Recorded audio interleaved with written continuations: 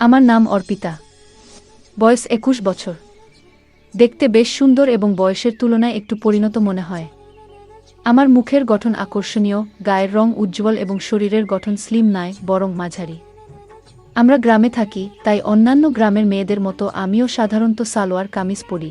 আমি শুধু দ্বাদশ শ্রেণী পর্যন্ত পড়াশোনা করেছি এবং তারপরে বাড়িতেই থাকি। বাইরে থেকে আমাকে খুবই সাধারণ এবং সরল মনে হতো। ভিতর থেকেও আমি অতটা চালাক বা চতুর ছিলাম না। তবে সত্যি বলতে সেদিনগুলোতে আমি নিজের সীমা অতিক্রম করেছিলাম। জীবন আমাকে এমন কিছু অভিজ্ঞতা দিয়েছিল যা ভাবনার বাইরে। আমি অনেক দিন আগে একটি অভিজ্ঞতার মুখোমুখি হয়েছিলাম যা আমার মনে এখনও গভীর ছাপ রেখে গেছে। ঈশান ভাইয়ার সঙ্গে আমার পরিচয় এমন এক সময় হয়েছিল যখন আমার জীবনে অনেক একাকিত্ব ছিল। ওর সঙ্গে সময় কাটানো আমার কাছে খুব ভালো লাগত। ঈশান ভাইজা সবসময় আমার প্রতি খুব যত্নশীল ছিল, আর তার উপস্থিতি আমার মনকে হালকা করে তুলত। প্রথম দিকে যখন ওর সাথে সময় কাটাতাম তখন শরীরে যেন একটু বাড়তি চাপ অনুভব করতাম। মনে হতো যেন একটু বিশ্রামের দরকার। কিন্তু ধীরে ধীরে সবকিছু স্বাভাবিক হয়ে আসতে লাগল। সময়ের সঙ্গে সঙ্গে আমাদের মধ্যে এমন একটি রুটিন তৈরি হয়ে গেল যে সুযোগ পেলেই আমরা একসঙ্গে সময় কাটানোর জন্য উন্মুখ হয়ে থাকতাম। তবে বাড়িতে অন্য কেউ থাকলে আমাদের একটু ভয় লাগত যদি কেউ দেখে ফেলে। কিন্তু কেউ আমাদের সম্পর্কে কিছু সন্দেহ করত না, কারণ ঈশান ভাইজা সবসময় আমাকে দিদি বলে ডাকত। আসলে আমি বয়সে তার থেকে ১-২ বছরের বড় ছিলাম। তাছাড়া তখন শীতকাল ছিল, তাই সবাই ঘরে নিজেদের কাজে ব্যস্ত থাকত। আর ঈশান আমার মামাতো ভাই। রাতে সবাই নিজ নিজ ঘরে ঘুমাতে চলে গিয়েছিল। আমি এবং ঈশান ভাই আলাদা ঘরে ঘুমাতাম। একদিন রাতে দরজা বন্ধ করে ঘুমানোর পর হঠাৎ একটি ঘটনা ঘটে যা আমার জীবনে ভিন্ন একটি অভিজ্ঞতা এনে দিয়েছিল। তখন আমাদের বাড়ির এক সদস্য, আমার মাম, অনেক বেশি অসুস্থ হয়ে পড়েছিলেন। সেই কারণে আম্মু এবং আমি তাকে দেখতে তাদের বাড়িতে যাই। আমাদের নিয়ে আসার জন্য ঈশান ভাই গাড়ি নিয়ে এসেছিল। প্রথমেই সে এসে আম্মুর পা ছুঁয়ে সালাম করল। তারপর আমাকে দেখে অবাক হয়ে বলল, আপনি তো অনেক বড় হয়ে গেছেন। গাড়িতে করে আমরা বাসায় ফিরছিলাম। তখন সন্ধ্যা ৭টা বাজে। আমরা দেরি করেই রওনা দিয়েছিলাম, তাই সময় লেগেছিল। বাড়ি পৌঁছে দেখি মামা রান্না করছেন আর মাম বিছানায় শুয়ে আছেন। আম্মু রান্নাঘরে ঢুকে মামাকে বকতে লাগলেন, যখন এত সমস্যা ছিল তখন আমাকে আগেই জানালে ভালো হতো। এত কষ্ট করার কি দরকার ছিল? আম্মু রান্না করতে লাগলেন আর আমি মামিকে দেখে তার পাশে বসে পড়লাম। মামু আমাকে দেখে বেশ খুশি হলেন, কিন্তু তার শারীরিক অবস্থা খুবই খারাপ ছিল। কিছুক্ষণ পর আম্মু মামিকে খাবার দিলেন এবং নিজ হাতে তাকে খাইয়ে দিলেন। ততক্ষণে ঈশান ভাই আমাকে ডাকলেন। আমি তার দিকে তাকিয়ে জানতে চাইলাম কি হয়েছে। ঈশান ভাই আমাকে তার কথাগুলো শোনানোর জন্য অপেক্ষা করছিলেন, যা পরবর্তীতে আমাকে একটি নতুন অভিজ্ঞতার মুখোমুখি করেছিল। রাতে খাওয়ার জন্য যখন আমি ঘরে ঢুকি তখন ঈশান ভাই খাবার খাচ্ছিলেন। আমাকে দেখেই সে বলল, দিদি চলে আসুন, খাবার খান। আমি বললাম, না ভাইজা, আপনি আগে খান, আমি পরে খাবো। কিন্তু সে আমাকে জোর করেই বসালেন। আমিও খুব ক্ষুধার্ত ছিলাম, তাই বেশি আপত্তি করলাম না। আমরা মজা করে একসঙ্গে খাবার খেয়ে নিলাম, কারণ আমরা আসার সময় চিকেন নিয়ে এসেছিলাম। খাওয়া শেষ হওয়ার পর আমি আম্মুর ঘরে ঘুমাতে যাওয়ার জন্য রওনা দিলাম। তখন ঈশান ভাই বলল, দিদি যদি কিছু মনে না করেন তবে এখানে আমার ঘরেই ঘুমান না। আমি একটু অবাক হয়ে বললাম, না ভাইয়া, আমি আম্মুর কাছেই ঘুমাবো। কিন্তু সে বারবার অনুরোধ করতে থাকল। শেষে আমি বললাম, ঠিক আছে, এখানে থাকবো, কিন্তু আগে আম্মুকে জানিয়ে আসি। ঈশান ভাই আম্মুকে গিয়ে জানালেন যে আমি তার ঘরে থাকছি। এদিকে আমি আমার সালোয়ার কামিজ বদলে ঈশান ভাইয়ের দেওয়া লোয়ার আর টি শার্ট পরে নিলাম, কারণ আমার পোশাকটা একটু বেশি টাইট ছিল। আমাকে সেই পোশাকে দেখে ঈশান ভাই হেসে বললেন, দিদি আপনাকে এই পোশাকেও অসাধারণ লাগছে।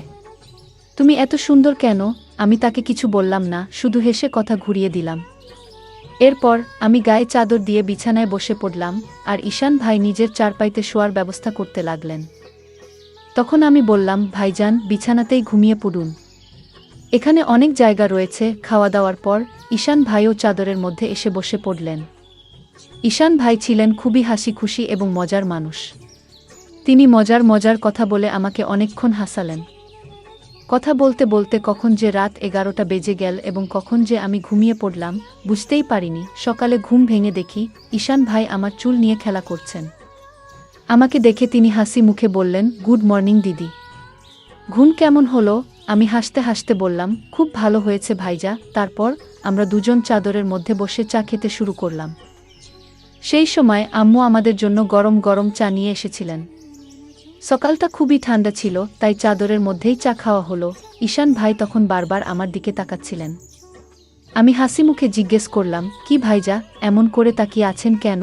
তিনি মজা করে বললেন, আপনার চোখ দুটো খুব বড় এবং সুন্দর। সত্যি বলতে দিদি, আপনার চোখের দিকে তাকালে মন ভালো হয়ে যায়। আমি মজা করে তাকে জিজ্ঞেস করলাম, সকালে আমি যখন ঘুমিয়েছিলাম তখন তুমি কি করছিলে? তিনি একটু হেসে বললেন, কিছু না দিদি, আপনার চুল ঠিক করছিলাম। ঈশান ভাই দেখতে বেশ সুদর্শন ছিলেন। তার মুখে তখনও দাড়ি গোঁফ আসেনি। তার ত্বক খুবই পরিষ্কার ছিল এবং আমার চেয়ে সামান্য কম লম্বা ছিলেন। তার এমন কিছু আচরণ মাঝে মাঝে আমাকে একটু অবাক করত। সকালটা বেশ ব্যস্ততার মধ্যে শুরু হয়েছিল। আম্মু ঘরের কাজকর্ম নিয়ে ব্যস্ত ছিলেন আর মামা কাজের জন্য তৈরি হচ্ছিলেন। আমি আম্মুর কাজে সাহায্য করতে লাগলাম। এর মধ্যেই মামা খাবারের প্যাকেট নিয়ে কাজে বেরিয়ে গেলেন। আমার সকালে স্নান করার অভ্যাস অনেক দিনের, তাই প্রতিদিনের মতো আমি স্নান করতে বাথরুমের দিকে যাচ্ছিলাম। কিন্তু আমি জানতাম না যে ঈশান ভাইও এই সময় স্নান করেন। বাথরুমের দরজা খোলার সঙ্গে সঙ্গে আমি লজ্জায় লাল হয়ে গেলাম এবং দ্রুত নিজের ঘরে ফিরে এলাম। ঈশান ভাই তখন স্নানে ব্যস্ত ছিলেন। তার মুখে সাবান ছিল এবং তিনি আমাকে দেখতেও পাননি। কিন্তু আমি এতটাই লজ্জা পেয়ে গিয়েছিলাম যে সেই দৃশ্য বারবার আমার মনে ভেসে উঠছিল। আমি ঘরে বসে নিজের মতো করে কিছু একটা ভাবছিলাম আর একা একাই হাসছিলাম। ঠিক তখনই ঈশান ভাই স্নান সেরে ঘরে এলেন। আমাকে একা একা হাসতে দেখে তিনি মজা করে বললেন, কি হলো দিদি, আজ তো বেশ খুশি লাগছে। ঈশান ভাইয়ের কথা শুনে আমি একটু চুপ হয়ে গেলাম এবং বললাম, না ভাইজান, তেমন কিছু না, আপনার কথাই ভাবছিলাম। তিনি ফোন চালাতে চালাতে পাশে বসে বললেন, আমার ব্যাপারে এমন কি ভাবছিলে যে এত হাসি পাচ্ছে? আমি একটু হেসে বললাম, না ভাইজান, থাক, এটা বলার মতো কিছু নয়। কিন্তু ঈশান ভাই তখন জিদ ধরে বসলেন, না দিদি, বলো না। না বললে আমি ভুল কিছু মনে করব। তখন আমি বললাম, প্লিজ ভাইজান, এটা নিয়ে আর কিছু ভাববেন না। এরপর আমি তাড়াতাড়ি উঠে স্নানে চলে গেলাম। স্নান শেষে আমি নিচে হাফ প্যান্ট আর টপ পরে ফিরলাম। তখনও ঈশান ভাই সেখানেই বসেছিলেন। স্নানের সময় আমি চুলও ধুয়েছিলাম, তাই ঘরে ফিরে চুল শুকোচ্ছিলাম। মজা করার জন্য আমি জেনে বুঝেই পানি একটু ঈশান ভাইয়ের দিকে ছিটাচ্ছিলাম। এটা দেখে হঠাৎ ঈশান ভাই উঠে দাঁড়ালেন এবং আমার চুল ধরে আমাকে বিছানায় বসিয়ে দিলেন। তার আচরণে আমি রাগ করে উঠে বললাম, এটা কি হচ্ছে ঈশান? রাগের বশে আমি তার হাতে একটি মৃদু আঘাত করলাম। এরপর ঈশান ভাই কোনো কথা না বলে চুপচাপ ঘর থেকে বেরিয়ে গেলেন। তার এই আচরণে আমিও কিছুটা হতবাক হয়ে গেলাম। আমার মনে খুব আফসোস হচ্ছিল যে হয়তো আমাকে এটা করা উচিত ছিল না।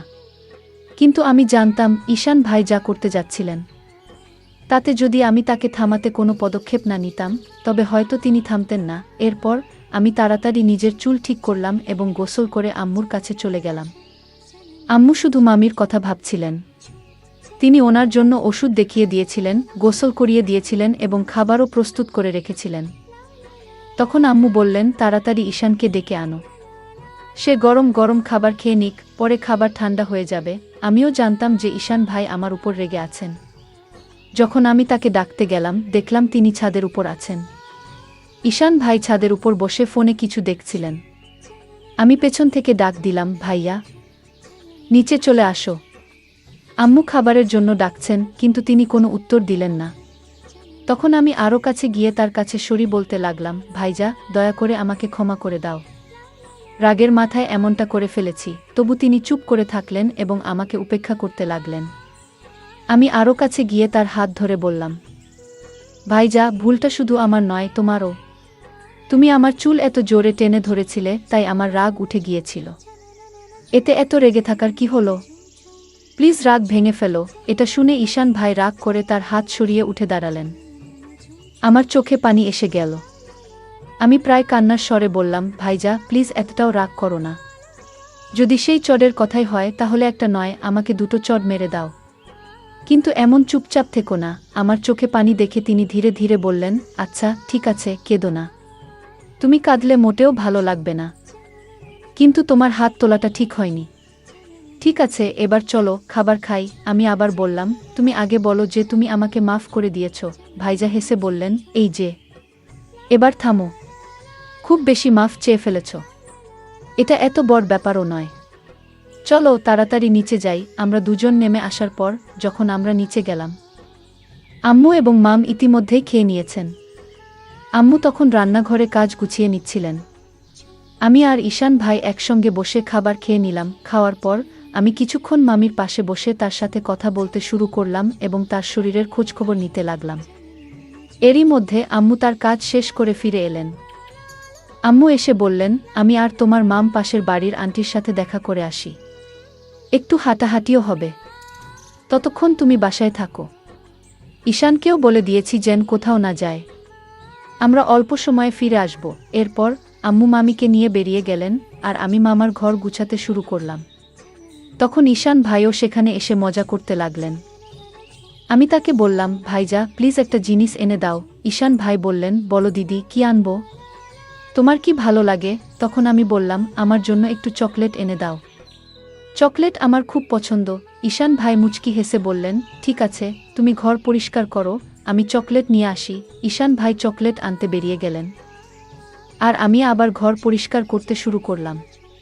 ঘর গুছানোর সময় আমি যখন মামির আলমারি খুললাম, তখন দেখলাম সেখানে মামির মেকআপের অনেক জিনিস রাখা আছে। সাজগোজ করার প্রতি আমার ভীষণ আগ্রহ থাকায় সেগুলো দেখেই আমার মন নেচে উঠল।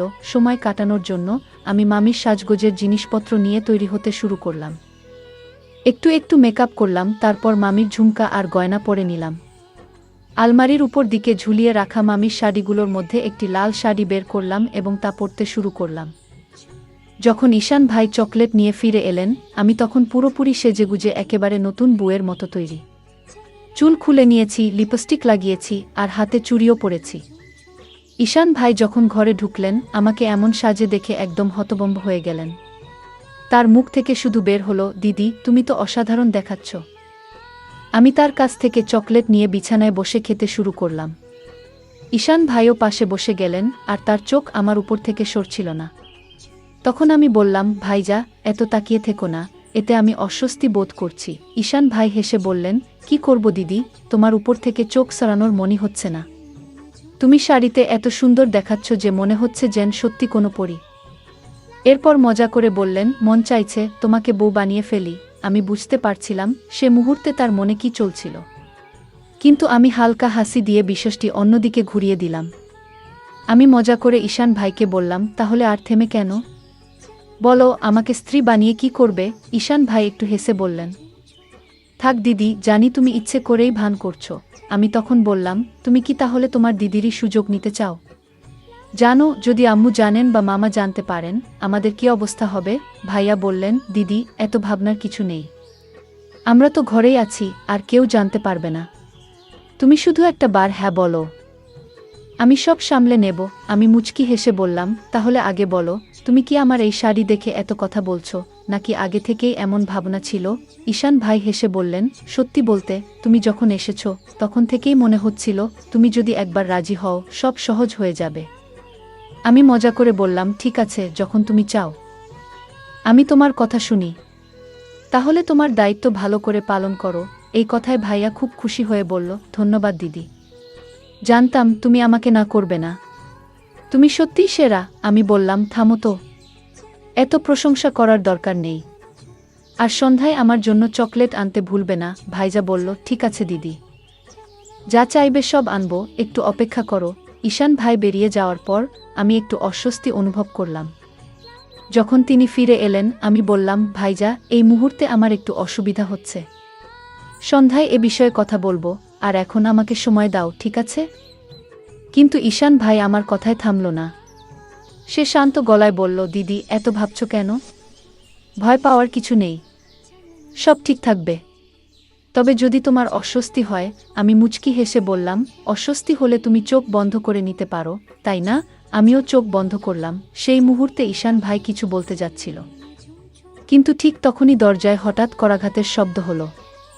আমরা দুজনেই থমকে গেলাম। কিছুক্ষণ পর বাইরে থেকে আম্মুর গলা শোনা গেল, কেউ কি ঘরে আছো? দরজা খুলবে না? আমি সঙ্গে সঙ্গে বিছানা থেকে উঠে দাঁড়ালাম, কারণ আমি শাড়ি পরে পুরো সাজগোজ করেছিলাম আর উপরে ছিলাম মামির ঘরে। ঈশান ভাইয়েরও মেজাজ পুরো নষ্ট হয়ে গেল, কিন্তু ভাইয়ার মুখ দেখে আমার ভেতরে ভেতরে হাসি পেয়ে যাচ্ছিল। তৎক্ষণাৎ আমি ঈশান ভাইকে ঘর থেকে বের করে দিলাম, নিজেও শাড়ি খুলে নরমাল কাপড় পরে নিলাম, তারপর আবার ঘর গুছানো শুরু করলাম। এদিকে আম্মু জানালেন, মামিকে বারান্দায় বসিয়ে রেখে সোজা রান্নাঘরে গিয়ে চা বানাতে ব্যস্ত হয়ে গেলেন।